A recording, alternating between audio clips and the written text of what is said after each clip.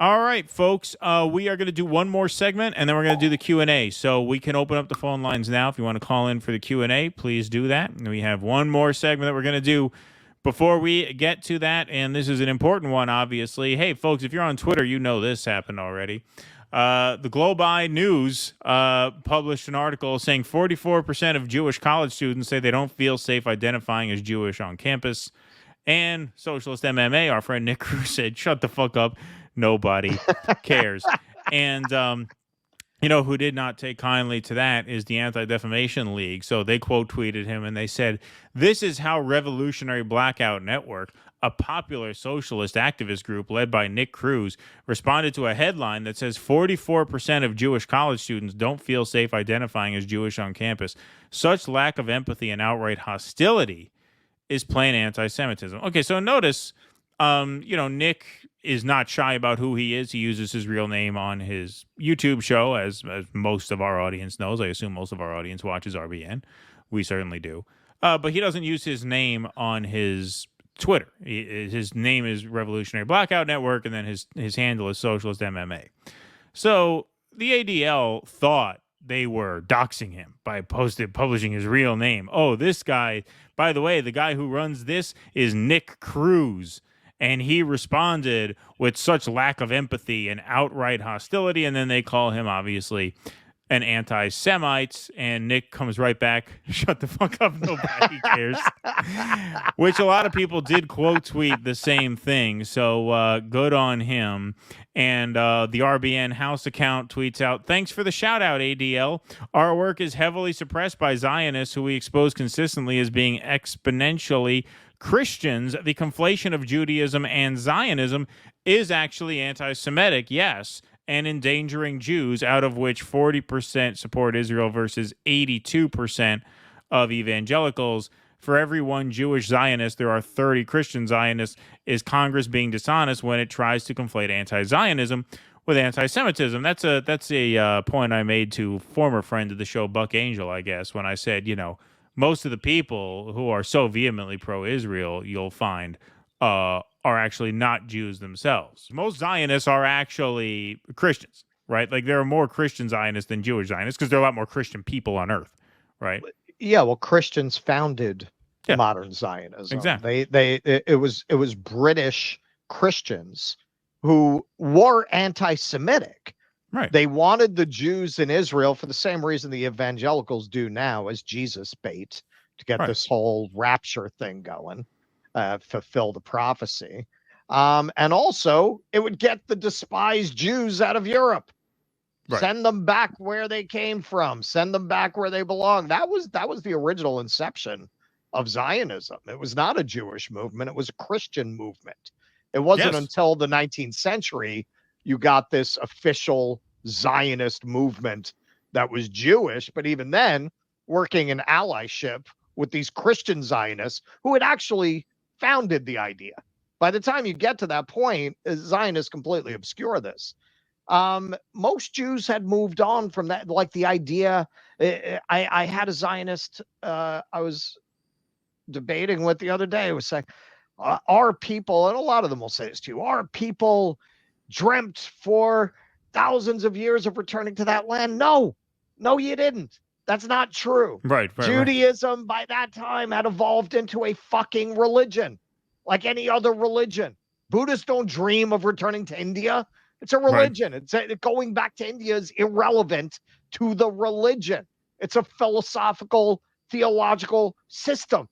You don't need to be in India to practice Buddhism, to practice a theology. Judaism had become the same way by that time. The idea that you have to go back to this land, it was a Christian invention that was then picked up by certain secular Jewish elements. Yes. So Nick put out his own hotspot video responding to this, which we will now present in its entirety, uninterrupted, for your viewing pleasure. And Zionist organizations are on a full-fledged assault against black influencers. The ADL is a disgusting pro-genocide organization that openly conflates anti-Zionism with anti-Semitism. They masquerade as a civil rights organization, but they are actually the attack dog of Israel, advocating for the censorship of Americans who are critical of the Zionist regime. Candace Owens, in a long Twitter thread, laid out how the ADL essentially put out a hit on her, trying to ruin her career. Candace Owens is not even against the existence of Israel. She simply don't believe we should send weapons to a country that engaged in mass murder of children. Advocating that Israel stop murdering children makes you anti-Semitic according to the ADL. The ADL even went after yours truly, calling me an anti-Semite because I refuse to validate their psyop meant to rob Americans of their free speech. This is not new. The ADL has a long history of going after black people and black activists because they view us as a threat to their settler colonial project. You have very influential Zionists who openly admit that black people is a threat to Zionism. The major problem of Israel is with the young generation of the black community. Black Lives Matter starts there. Did you guys know the ADL targeted and surveilled black activists and organizations for simply calling for the police to divest and stop training with the ADL? Now the same organization is saying there's a surge of anti-Semitism because we had enough of their bullshit and we are starting to fight back. You go, Nick. Well said. Yes, you go, Nick. And one of the things that I do want to mention here, the ADL, because they're cowards, you'll see the comment box is grayed out, so they don't allow replies on their tweets. And so the only way to really tell whether or not they're ratioed is not to go by the comments, but by the quote tweets. And as you can see, 650 likes to 2.2 thousand quote tweets. So obviously, the people have spoken, and they are on Nick's side and on RBN's side, as they should be. And first of all, if you just look at this headline, 44% of Jewish college students say they don't feel safe identifying as Jewish on campus. That means most Jewish students do feel safe identifying as Jewish on campus. And a far better metric of the safety of Jews on campus is not to ask them how they feel, because that is a politically loaded question. Of course, if you support Israel, you're inclined to claim that you don't feel safe. Let's go by the number of violent incidents reported by the NYPD at the New York encampments, which is 0, and the actual number of incidents on campus is very, very small nationwide. I'm not going to say it never happens, and in instances where Jews are harassed or singled out and made to identify themselves against their will. I mean, obviously, no one supports any of that. Those are extremely rare incidents that obviously would not affect anywhere near 44% of Jewish students on campus. So asking people how they feel, this is an appeal to the kind of safetyism, is the kind of crybabyism that we have seen since October of last year when these protests first broke out. Students claiming, well, I don't feel safe in this space. And Zionists flat out lying about the nature of the anti-Zionist protest. Juliana Margulies was caught on the podcast saying, well, yeah, these students at Columbia had a meeting, no Jews allowed. It's not what they said. They said no Zionists allowed.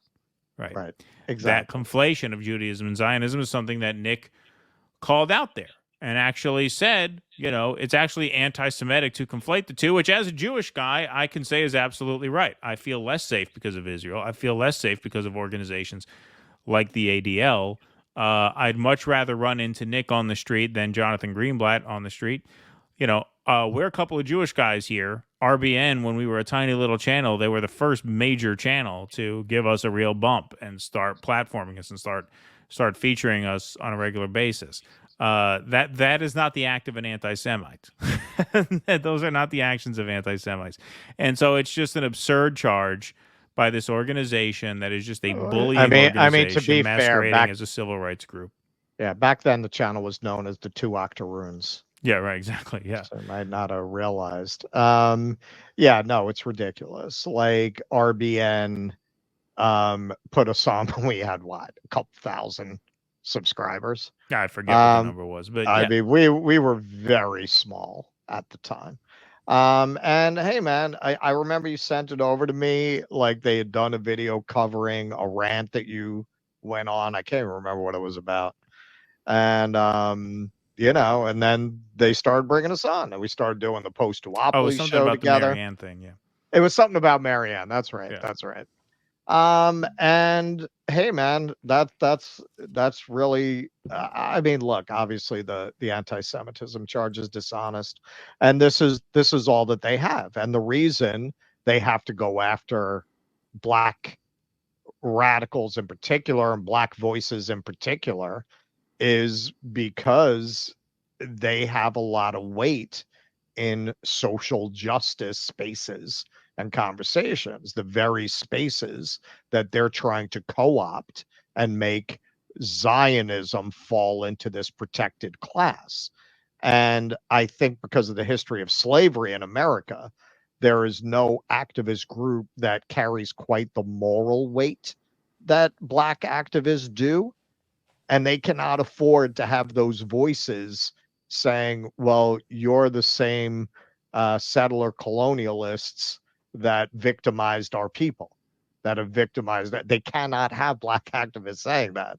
It really, really, you know, pisses in the punch bowl there of their whole Hasbara propaganda project. Like, of all groups, that is a group they really cannot afford to lose. So people, that's what that's about. And that's what Nick's pointing out. It's not just Nick.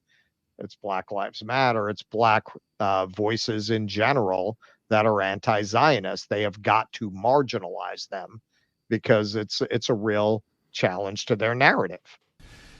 Please clap.